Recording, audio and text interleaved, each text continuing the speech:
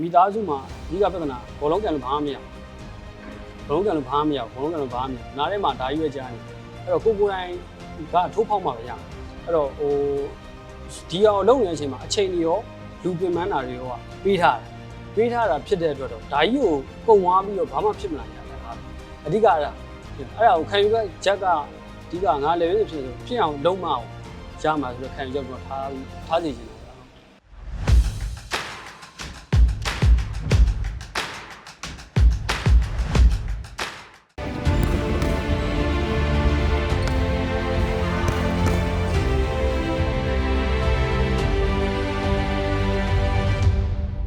ပြည်သူများလုံးပဲမင်္ဂလာပါခင်ဗျာပန်းနိုင်စီစဉ်ရနေပြီးတော့ဆက်လက်တင်ဆက်ပေးနေပါတယ်ဒီနေ့ကျွန်တော်တို့ရှိနေတာတော့ YCDC အသင်းနဲ့ညီမလေးရေးစဉ်ဂိုးသမားတူဖြစ်တဲ့ဖူဆယ်အသင်းရဲ့ဂိုးသမားဒါညီလေးကျော်ရေးသွင်းတဲ့တူရှိနေတာဖြစ်ပါတယ်ညီလေးမင်္ဂလာပါဟုတ်မင်္ဂလာပါကွာခုနကတော့ဒါညီလေးတယောက်တည်း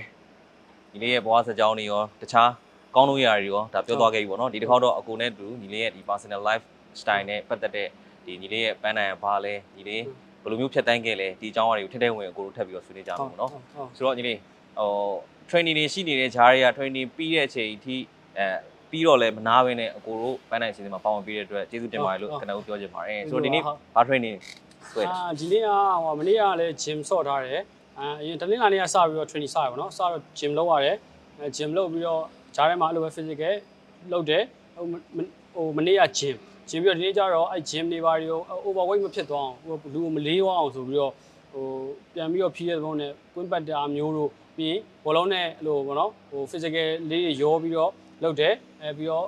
fan game လေးတွေဆော့ရပါတော့ကွနော်ဟုတ်ကဲ့ပွဲမရှိတဲ့အခါတွေမှာဆိုလို့ရှိရင်ပါstore တွေထက်နီးစနစ်ပိုင်းတွေထက်ဒီ fish net ကိုပို့အသားပေးနေရတာအဲ့လိုလား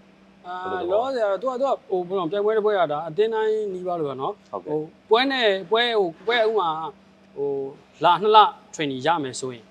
အဲ့2လမှာပထမဆုံးလသည် physical တော်တော်များများကိုတုံးရတယ်။များတုံးတယ်ဒါအတင်းတိုင်းပဲဗျာဘယ်အတင်းမဆိုတော်တော်များလောက်ကြ physical တုံးတယ်ပွဲနီးလာပြီဆိုရင်တော့ဒါတွေကmaster တွေကပြန်ပြီးတော့ဒါ master တွေကိုလှုပ်ထားတဲ့ဥစ္စာတွေကိုပြန်ပြီးတော့ဖြည့်တဲ့ပုံစံမျိုးရော master ထပ်ပြီးမပြည့်စည်အောင် injury လို့ဖြစ်အောင်ဆိုပြီးတော့ဒါပထမလမှာလုပ်တယ်ဒုတိယလမှာဆိုရင်အများသောအားဖြင့်ပွဲနီးကန်ဒီ2ပတ်3ပတ်လို့ကြောင်းတော့ဒါ technical ဘိုင်းပဲပေါ့နော်။ဘာလို့ဆိုတော့heavy လောက်ဝိုင်းကစားသမားပြင်ပန်းသွားတဲ့ခါပွဲကြလို့ရှိရင်လည်းဝိဖြုံသွားမှာတို့ဘာလို့ရှိသေးတော့အဲ့ဒါကြောင့်မို့ပွဲနီးလေ technical ပို့လို့တော့ပွဲကစားတဲ့အချိန်မှာ technical ဘာညာနဲ့လို့ပေါ့နော်ပြီးတော့ပြင်ဆင်ရတော့အတင်းတွေကိုကြည့်ပြီးပြင်ဆင်ရတော့ဆိုတော့အဲ့ training တွေထဲမှာဆိုရင်ညီလေးတို့ခက်ခဲရှိနိုင်တဲ့အရာတို့ကဖြစ်မှာခက်ခဲရှိတာခုနကပြောလို့ပဲပြေးတာပေါ့နော်ဂိုးသမားဆိုတော့ goal trade ကြီးလောက်ရတော့သဘောကျတယ်ပြေးတာတော့ကစားသမားလည်းမဟုတ်တော့ဗျာဒါဂိုးသမားတိုင်းလိုပါပဲဒီကလိုပြေးရဆိုတော့နည်းနည်းသိသဘောမကျဘူးဟုတ်ဆိုတော့ training မရှိတဲ့ရက်တွေမှာရောဘာတွေလုပ်ပြလဲtraining မရှိတဲ့ရက်တွေမှာတော့ကျွန်တော်ညနေတစ်ပတ်မှာတစ်ခေါက်လို့ပေါ့နော်အပျော်တန်းပွဲလေးအပျော်ပေါ့နော်အပျော်ကန်တယ်အဲ့ဒါပြီးရင်ကျွန်တော်လို့ပေါ့နော်အဲ့ပွဲကြီးအဲ့လိုညနေပိုင်းကန်တာတွေပိုင်းမရှိဘူးဆိုရင်မနက်ပိုင်းညနေပေါ့နော်ညနေစောင်းလို့ရှိရင်မနက်ပိုင်းတော့ကိုအိမ်မှာပဲအေးစေးအိမ်မှာနေတယ်ကိုအမေတို့ဘာလို့နဲ့စကားပြောပါညာပြီးလို့ရှိရင်ညနေပိုင်းကျရင်တော့ကျွန်တော်အကူအတင်းရှိတယ်ဒီရေးကြီးဆိုတာအဲ့အတင်းမှာကျွန်တော် training လေးတော့ဝိုင်းပူပြီးတော့နော်သူတို့လည်းဘေးနားနဲ့သူဘာလုပ်ချင်လဲဘာကျွန်တော်ဘေးနားအကြံဉာဏ်ပေးပြီးတော့ပေါ့အဲ့လိုလုပ်ပေးတယ်ပေါ့ဟုတ်ဆိုတော့အပျော်တန်းအတင်းမှာလည်းဒီကိုတီးတလောက်ပြန်ပို့ချတယ်ပေါ့ဟုတ်ကိုတီးတလောက်ပေါ့ဆရာကြီးတို့လှုပ်တာလှုပ်လည်းမလှုပ်ရဲပါဘူးဘာလို့ဆိုတော့ဒီခက်ကလေးတွေကလွယ်တာမဟုတ်ဘူးလွယ်အောင်မို့ဆိုတော့ကိုဆရာကြီးကဖြစ်လို့ရှိရင်ဒါတော့မှကိုဒါလုတ်ပြနေလို့သူတို့တင်ပေးနေလုတ်ပြနေလို့လားသူတို့မပြောရတာပဲရှိတာကိုဒါတကယ်လို့ဒါမလုတ်ပြနိုင်ဘူးဆိုရင်သူတို့လည်းဒါကိုရီကိုဒီလိုသဘောမျိုးလဲထားကျင်မှာထားမှာဗျာဒါကတော့ဘယ်သူမှမဆိုပဲပေါ့နော်ကျွန်တော်တို့လည်းကျောတဲ့လို့ပညာဒါခွဲကြတော့မဟုတ်ဘူးဒါပေမဲ့အရင်လိုတာထက်ပို့ပြီးတော့ပို့လောက်မဟုတ်ရင်တော့မှလိုတာထက်ပို့ပြီးတော့ပြောနေတိတ်ပြီးတော့သဘောမကျဘူးဗျာအဲ့ဒါတော့နည်းနည်းလေးတော့ရှိတယ်ဘယ်လိုပြောရမလဲအခုလဲသူတို့ကလေးတွေကိုကျွန်တော်ကိုတည်သမျှတတ်သမျှလေးပေါ့နော်စိန်တိုင်းနဲ့ပြောစကားတွေပြောပြပြီးတော့ဒါသူတို့နားဝင်တာမဝင်တာတော့ဒါသူတို့ရဲ့တွားမဲ့လမ်းကြောင်းပေါ်မှာမူတည်ပါတော့ကျွန်တော်တို့အတတ်နိုင်ဆုံးဖြစ်စေခြင်းနဲ့ကိုဒီဘောလုံးလောကထဲမှာဖြစ်နေပြီဖြစ်တဲ့အတွက်တော့ကလေးတွေကိုအကောင်းတဲ့နေရာနောက်ဆုံးပြ ဒီဥစ္စာကြီးလို့ရှိရင်ဟိုဘယ်လိုပြောမလဲမိသားစုမှာအဓိကပြဿနာဘောလုံးကန်လို့ဘာမှမရဘောလုံးကန်လို့ဘာမှမရဘောလုံးကန်လို့ဘာမှမရနားထဲမှာဓာကြီးပဲကြားနေအဲ့တော့ကိုတိုင်းကအထိုးဖောက်မှာပဲရမယ်အဲ့တော့ဟိုဒီအောင်လုံနေတဲ့အချိန်မှာအချိန်တွေရောလူပင်ပန်းတာတွေရောပေး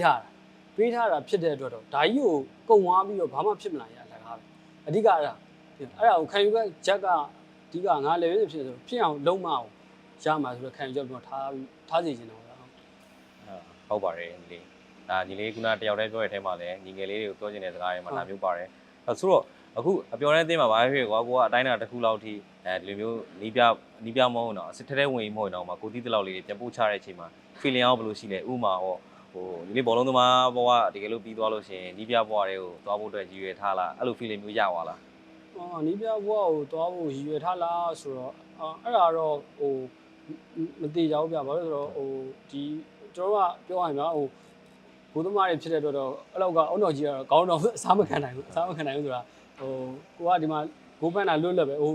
ပြေးရတာတော့မှသဘောမကျလို့ရှိကစားသမားကမလုပ်တာဗျာပွင့်လင်းဆုံးပြောပြတာအဲ့တော့ဟိုအပြင်စီးပွားရေးတော့ဒါကိုမလုံနိုင်တော့ချင်းလုံနိုင်သေးပြီကတော့ကျွန်တော်ဘောလုံးကန်နေမယ်မလုံနိုင်တော့ဘူးကိုထင်လို့နေတာတကူကလည်းပြန်ပြီးတော့သုံးသပ်ရသေးအောင်သုံးသပ်တော့မလုံနိုင်ဘူးဖြစ်တဲ့အချိန်ကျရင်တော့ကျွန်တော်အပြင်အလုပ်ပေါ့ဒါတစ်ဖက်တစ်လမ်းကတော့ဘောလုံးကတော့ဒါဟိုကိုတော့ heavy မဖြစ်ဘူးလို့ဆိုရင်တော့ကိုကူညီလို့ရတာရှိတာကူညီလို့အဲ့လိုကြီးဟိုနီးပြ lifestyle တွားမဲ့ပုံစံမျိုးကတော့ကိုလည်းအခုချိန်ကြီးဘာမှတော့တေချာမစဉ်းစားရသေးဘူးတော့ရှေ့လျှောက်ကလည်းဒါခီးရှည်ရဖြတ်တန်းအောင်ပါဘာဖြစ်လာမလဲတော့သိဘူးနော်ကျွန်တော်ကိုယ်တိုင်ကလည်းဒီဘောလုံးကန်လောဆရာတော့ကိုကဟိုပညာစုံသေးတယ်လို့ကိုမခံယူထားဘူးအဲ့တော့ဟိုလက်ရှိကဘောလုံးကန်မှာကိုယ်တိုင်ကန်ရမယ်ဆိုတာပဲခေါင်းထဲမှာရှိတယ်ဘယ်သူမှဆရာကြီးလို့မလုပ်ချင်ဟုတ်ကဲ့ဆိုတော့ဒါကတော့လက်ရှိညီလေးသွားနေတဲ့ trend ပေါ့နော်ညီလေးသွားနေတဲ့ way ပေါ့ညီလေး training ရှိတဲ့နေ့မှာ training သွားတယ် training မရှိတဲ့နေ့တွေမှာဆိုလို့ရှိရင်အိမ်မှာနေတယ်ပြီးရင်ဒီအပြင်ကပွဲလေးကန်တယ်ပြီးတော့ဒီအပျော်တန်းသင်းလေးမှာတက်တလောက်လေးတော့ပြရတယ်ဒါကတော့လက်ရှိချင်းနေပေါ့အကိုတို့တွေအရင်အတိတ်ကိုပြန်သွားကြည့်လိုက်အဲ့ဒါတော့ညီလေးရဲ့ငယ်ဘဝပဲပေါ့နော်ဆိုတော့ညီလေးငယ်ဘဝတော့ညီလေးကအိမ်မှာဘယ်လိုကလေးမျိုးဖြစ်ခဲ့လဲဥပမာနည်းနည်းချီချီကန်ကလေးလားလိမ္မာလားကိုယ့်အိမ်တွေကိုဘယ်လိုဖြစ်ခဲ့လဲတော့ဘယ်လိုပြောမလဲ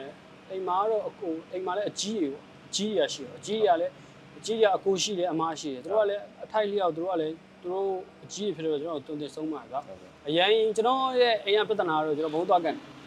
အိမ်ကဘာမှထွေထူးပြဿနာတော့ဟိုမရှိဘူးကြာဟိုအဓိကတော့ဟိုဘောလုံးသွားကန်နေဘောလုံးပူကဘလုံးမှအတက်လို့မရဘူးဘယ်ဖြစ်လဲဆိုတော့ဆောင်းဝဲရှိတယ်ဘောလုံးခဏကန်ရမယ်နေမကောင်းလဲဘောလုံးခဏကန်ရမယ်အဲ့ပူကတော့ဝင်နေတော့ဟိုအိမ်နဲ့ပြဿနာဖြစ်လာရင်နေမသွားနဲ့ဒီလောက်ဟိုဟာဖြစ်နေတာဟိုဒီလောက်ဒီဟာဖြစ်နေတာဟိုအဲ့လိုပြောတယ်ဗျာအဲ့ဒါလည်းကျွန်တော်အိမ်ကိုပုံကန်ပြီးတော့ဘောလုံးကိုရအောင်ကန်တယ်အဲ့လိုတော့ဟိုကျန်တာတော့ကျွန်တော်မှစိုးရွားကြီးအဲ့လိုကြီးရှိတာတော့မရှိဘူးဟိုအိမ်နဲ့လည်းအဲ့လိုကြီးဟိုကျန်တာအပြင်ကိစ္စဘာညာနဲ့အဲ့လိုကြီးပြဿနာရှိတာမရှိဘူးကျွန်တော်အဲ့လိုကြီးစိုးတယ်တဲ့တော့မပါဘူးလို့ကိုတော့ထင်တာပဲဒါပေမဲ့အိမ်ကဘယ်လိုတတ်မှတ်ထားလဲတော့မသိဘူးကြောက်တော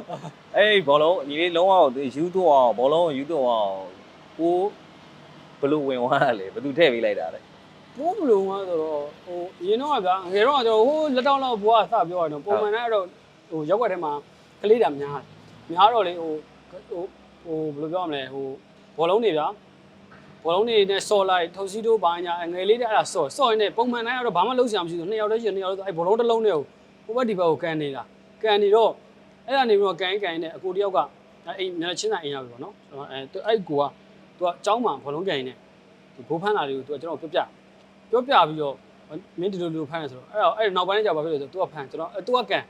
်ကျွန်တော်ကအဲ့ဒါလေးကိုအဲ့ပုံစံလေးကြောင်လိုက်ဖန်းလိုက်ဖန်းပြီးလဲပြီးတော့မှဟိုအဲ့လိုပေါ့နော်နည်းနည်းလေးတက်ကြီးလာတော့ကျွန်တော်ဒီ16ခွန်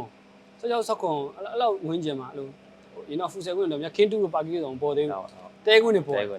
အဲ့မှာ